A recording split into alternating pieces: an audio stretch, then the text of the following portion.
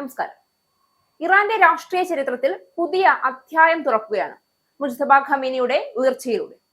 1979 ഇസ്ലാമിക വിപ്ലവത്തിന് ശേഷം രൂപം കൊണ്ട ഭരണഘടനാപരമായ സംവിധാനത്തിൽ രാജ്യത്തിന്റെ പരമാധികാരം കൈവശം വെക്കുന്ന സ്ഥാനമാണ് പരമോന്നത നേതാവിന്റേത്. ആ സ്ഥാനത്തേക്കാണ് ഇപ്പോൾ ആയത്തുള്ള അലി ഖമേനിയുടെ മകൻ മുജ്തബ ഖമേനിയെ അസംബ്ലി ഓഫ് എക്സ്പേർട്സ് തിരഞ്ഞെടുത്തതായി പ്രഖ്യാപിച്ചിരിക്കുന്നത്. 88 അംഗങ്ങളുള്ള മതപണ്ഡിതരും നിയമവിദഗ്ധരും അടങ്ങിയ അസംബ്ലിയാണ് ഇറാനിലെ പരമോന്നത നേതാവിനെ തിരഞ്ഞെടുക്കുന്ന ഭരണഘടനാപരമായ സ്ഥാപനം. അവരുടെ നിർണായക വോട്ട് വഴിയാണ് മുജ്തബ ഖമേനിയെ രാജ്യത്തിന്റെ 3ാമത്തെ പരമോന്നത നേതാവായി നിയമിച്ചതെന്ന് പ്രസ്താവനയിൽ വ്യക്തമാക്കും. ഇറാനിലെ ഭരണക്രമത്തിൽ ഈ സ്ഥാനത്തിന്റെ പ്രാധാന്യം അളക്കാനാവാത്തതാണ്. രാജ്യത്തിന്റെ പ്രതിരോധ നയം മുതൽ വിദേശ നയം വരെ, സൈനിക തന്ത്രങ്ങളിൽ നിന്ന് പ്രധാന ദേശീയ തീരുമാനങ്ങൾ വരെ എല്ലാറ്റിലും അന്തിമ തീരുമാനം, അധികാരം പരമോന്നത നേതാവിന്റേതാണ്. പ്രസിഡന്റും പാർലമെന്റും പ്രവർത്തിച്ചാലും അവരുടെ മേൽ ഒരു പരമാധികാര ശക്തിയായി നിലകൊള്ളുന്ന സ്ഥാനമാണിത്. അതിനാൽ തന്നെ മുജ്തബ ഖമേനിയുടെ ഉയർച്ച ഇറാന്റെ ആഭ്യന്തര രാഷ്ട്രീയത്തെയും ആഗോള ശക്തി സമവാക്യങ്ങളെയും ബാധിക്കുന്ന സംഭവമായി മാറുകയാണ്. ഇതെല്ലാം നടക്കുന്നത് അതീവ സംഘർഷഭരിതമായ അന്താരാഷ്ട്ര സാഹചര്യത്തിലാണ് എന്നതാണ് ശ്രദ്ധേയം. ലോക രാഷ്ട്രീയത്തിൽ ഡൊണാൾഡ് ട്രംപ് വീണ്ടും ശക്തമായ സ്വാധീനം ചെലുത്തുന്ന പശ്ചാത്തലത്തിൽ ഇറാനെതിരെ തുടർച്ചയായ ഭീഷണികൾ ഉയരുകയാണ്. ഇറാനിൽ ആരായാലും അധികാരത്തിലെത്തട്ടെ, അവരെ ഇല്ലാതാക്കുമെന്ന രീതിയിലുള്ള കടുത്ത പ്രസ്താവനകൾ വരെ മേഖലയിൽ ആശങ്ക വർദ്ധിപ്പിച്ചിരിക്കുകയാണ്. അമേരിക്ക ഇറാൻ ബന്ധം ഇതിനകം തന്നെ ഉപരോധങ്ങളും സൈനിക സമ്മർദ്ദങ്ങളും നിറഞ്ഞതായിരിക്കെ ഇത്തരത്തിലുള്ള പ്രസ്താവനകൾ പുതിയ സംഘർഷങ്ങൾക്ക് വിത്തിടുന്നു എന്നതാണ് യാഥാർത്ഥ്യം. ഈ സാഹചര്യത്തിൽ മുജ്തബ ഖമേനിയുടെ നേതൃത്വം ഒരു പരീക്ഷണ ഘട്ടത്തിലേക്കാണ് ഇറാനെ നയിക്കുന്നത്. ഒരു വശത്ത് പാശ്ചാത്യ രാജ്യങ്ങളുടെ സാമ്പത്തിക ഉപരോധങ്ങളും അന്താരാഷ്ട്ര സമ്മർദ്ദവും, മറുവശത്ത് മധ്യപൂർവേഷ്യയിലെ സുരക്ഷാ വെല്ലുവിളികൾ.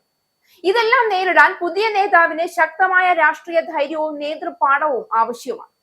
ഇറാന്റെ രാഷ്ട്രീയ വ്യവസ്ഥയിൽ ഏറ്റവും ശക്തമായ സ്ഥാപനങ്ങളിലൊന്നായ റവല്യൂഷണറി ഗാർഡ്സുമായി മുജ്തബ ഖമേനിക്ക് അടുത്ത ബന്ധമുണ്ടെന്ന് നിരീക്ഷകർ മുന്നേ ചൂണ്ടിക്കാട്ടിയിട്ടുണ്ട്. അതിനാൽ തന്നെ അദ്ദേഹത്തിന്റെ നേതൃത്വത്തിൽ ഇറാൻ സുരക്ഷാ കാര്യങ്ങളിൽ കൂടുതൽ കടുത്ത നിലപാട് സ്വീകരിക്കാനാണ് സാധ്യത എന്ന വിലയിരുത്തലും ഉയരുന്നു. മധ്യപൂർവേഷ്യയിലെ സമവാക്യങ്ങൾ ഇതിനകം തന്നെ അതീവ സങ്കീർണമാണ്. അതിൽ പുതിയ നേതൃത്വം എന്ത് ദിശയിൽ നീങ്ങുമെന്നത് ലോകം സൂക്ഷ്മമായി നിരീക്ഷിക്കുകയാണ്. എന്നാൽ മറ്റൊരു വശം കൂടി ശ്രദ്ധിക്കേണ്ടതുണ്ട്. ഇറാന്റെ ജനത ഇന്ന് കടുത്ത സാമ്പത്തിക സമ്മർദ്ദങ്ങളിലൂടെ കടന്നു പോവുകയാണ്. ഉപരോധങ്ങളും വിലക്കയറ്റവും തൊഴിലില്ലായ്മയും യുദ്ധവും ജനജീവിതത്തെ ബാധിച്ചിരിക്കുകയാണ്.